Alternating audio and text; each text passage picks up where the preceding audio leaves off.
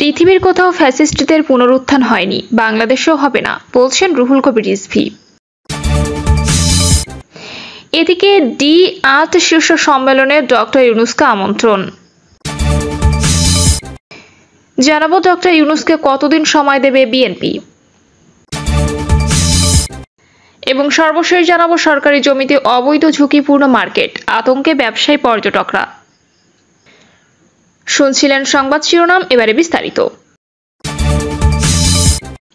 পৃথিবীর কোথাও ফ্যাসিস্টদের পুনরুত্থান হয়নি, বাংলাদেশেও হবে না, বলছেন রুহুল কবির রিজভী। বিএনপি সিনিয়র যুগ্ম মহাসচিব রুহুল কবির রিজভী বলেছেন, পৃথিবীর কোথাও ফ্যাসিস্টদের পুনরুত্থান হয়নি, বাংলাদেশেও হবে না।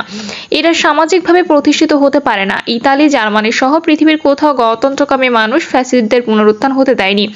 তিনি বলেন, ফ্যাসিস্টদের পুনরুত্থান হলে তো আন্দোলনকারী যারা চোখ হারিয়ে অন্ধ হয়েছেন, বিভিন্ন অঙ্গ হারিয়ে পঙ্গু হয়েছেন, তাদের নির্বিচারে হত্যা করা হবে এবং গণতন্ত্রের পক্ষে যারা সোচ্চার ছিলেন তাদের পরিবারের উপর নেমে আসবে শেখ হাসিনার প্রাণ বিনাশী কর্মসূচি। অন্তর্বর্তী সরকারের প্রধান উপদেষ্টা অধ্যাপক ডক্টর মোহাম্মদ ইউনূসকে উদ্দেশ্য করে রিজভী বলেন, যারা নিহত হয়েছেন তারা ছিলেন পরিবারের একমাত্র উপার্জনক্ষম ব্যক্তি। মাসুদ রানার রোজগার দিয়ে চলত তার পরিবার, তার স্ত্রী অসহায়, তার শিশুকন্যাটি আর্তনাদ করছে। তাহমিদ MA পাশ করে তার চাকরি হতো, তার পরিবারের নিম্ন মধ্যবিত্ত, কত স্বপ্ন নিয়ে তারা লেখাপড়া করেছে। এরা তো নিজের জীবন দিয়ে গণতন্ত্র কিনেছে, নিজের রক্ত দিয়ে এরা গণতন্ত্র কিনেছে। এটা যেন ব্যর্থ না হয়। যারা শহীদ হয়েছেন তাদের কোনো ভাই বা স্ত্রী যেই থাকুক, তাদের শিক্ষাগত যোগ্যতা অনুযায়ী যেন সরকারি কোনো চাকরি দেওয়া হয়। তিনি বলেন, সমবায় ব্যাংকে জমা রাখা 7,398 ভরি সোনা ভুয়া মালিক সাজিয়ে বিক্রি করে দিয়েছেন ব্যাংকের সাবেক চেয়ারম্যান, যুবলীগের যুগ্ম সাধারণ সম্পাদক এবং ঢাকা মহানগর আওয়ামী লীগের যুগ্ম সাধারণ সম্পাদক মহিউদ্দিন আহমেদ মহি। কি দেশ ছিল এটা! অনাচার, অবিচার, লুটপাট এসবের লাইসেন্স দিয়েছিলেন শেখ হাসিনা।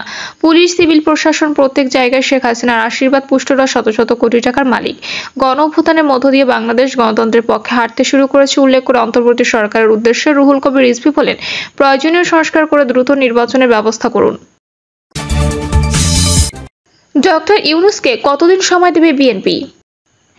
ছাত্র জনতার গণ অভ্যুত্থানের মুখে শেখ হাসিনার দেশ ত্যাগের পর ক্ষমতায় বসেছেন ডক্টর মোহাম্মদ ইউনূস। তার ক্ষমতা গ্রহণের 2 মাস পূর্ণ না হতেই বিএনপি নেতাদের বক্তৃতা বিবৃতিতে স্পষ্ট হতে শুরু করেছে, ইউনূসকে খুব বেশি সময় দিতে চান না তারা।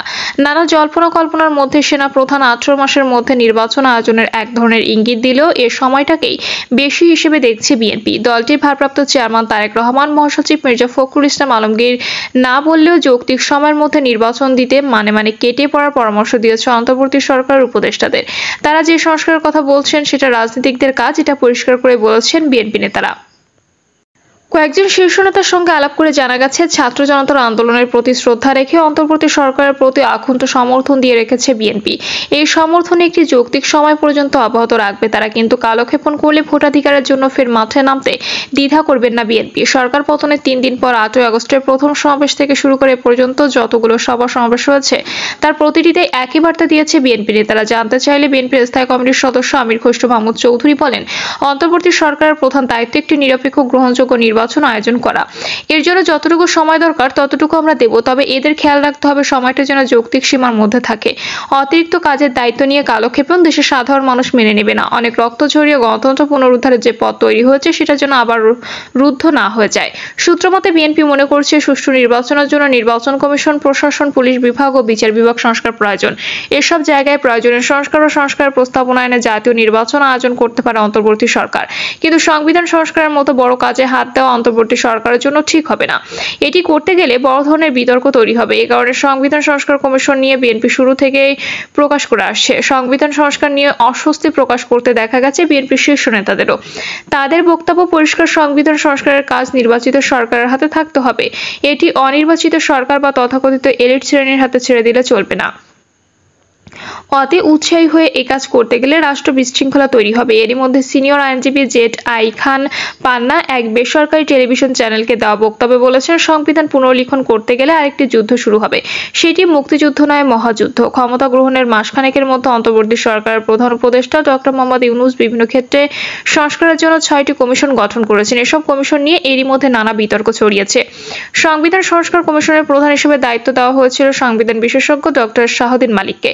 শেষ পর্যন্ত তাকে সরিয়ে দেওয়া হয়েছে। এ পদের দায়িত্ব দেওয়া হয়েছে যুক্তরাষ্ট্র প্রবাসী শিক্ষক আলী রিয়াজকে, যিনি সংবিধান বিশেষজ্ঞ নন, রাষ্ট্রবিজ্ঞানের শিক্ষক।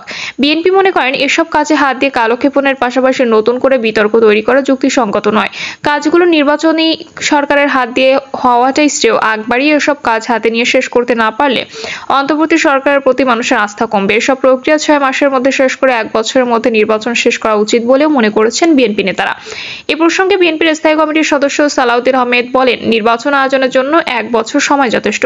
তবে আমরা নির্ধারিত কোনো দিন বা মাসের কথা বলছি না, আমরা বলছি কয়েকটি জায়গায় প্রয়োজনীয় সংস্কার শেষে দ্রুত নির্বাচন আয়োজন করতে। তিনি বলেন, সবাই বুঝতে পারছি এবং আমরাও বুঝতে পারছি যে কিছু সময় লাগবে, কিন্তু অন্তর্বর্তী সরকার চাইলে নির্বাচনের রোডম্যাপ ঘোষণা করতে পারে, যেন আমরা বুঝতে পারি কবে নাগাদ গণতান্ত্রিক প্রক্রিয়ার মধ্যে দেশ ফিরে আসবে। দেশবাসী এটি নিশ্চিত হতে চায়। তবে আমরা নির্দিষ্ট কোনো সময় অন্তর্বর্তী সরকারকে বেঁধে দিচ্ছি না। রাজনীতি বিশ্লেষকরা বলছেন, কৌশলগত কারণে বিএনপি এখন সরাসরি কিছু না বললেও দলটি প্রকৃত পক্ষে চায় যত দ্রুত সম্ভব নির্বাচন দিয়ে অন্তর্বর্তী সরকার মানে কেটে পড়ুক। আওয়ামী লীগ বিএনপি ছাড়া এদেশ পরিচালনা করা সম্ভব নয়, এমনটিও ঘোর বাস্তবতা বলে মনে করেন বিশ্লেষকদের কেউ কেউ। তারা বলছেন, স্থিতিশীল পরিবেশ নিশ্চিত করে দেশকে কাঙ্ক্ষিত লক্ষ্যে নিয়ে যেতে হলে নির্বাচিত রাজনৈতিক সরকারের কোনো বিকল্প নেই।